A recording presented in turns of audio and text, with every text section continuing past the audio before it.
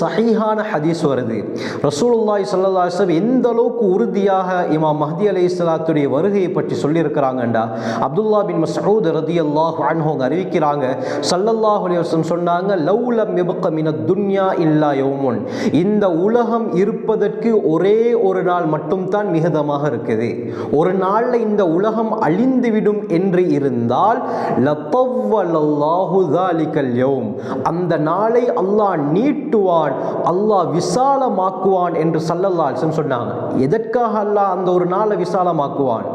அந்த ஒரு நாளில் என்ன நடக்கும் என்று சொன்னால், ஹத்தா யபஅஸ ஃபீஹி ரஜுலம் மின்னி அவ் மின் அஹ்லி பைத்தி, என் புறத்திலிருந்து அல்லது என்னுடைய குடும்பத்துடைய புறத்திலிருந்து, குடும்பத்தாரின் புறத்திலிருந்து ஒரு மனிதனை வெளியாக்கும் வரை அல்லாஹ் அந்த நாளை விசாலப்படுத்துவான்னு ஸல்லல்லாஹு அலைஹி வஸல்லம் சொன்னாங்க.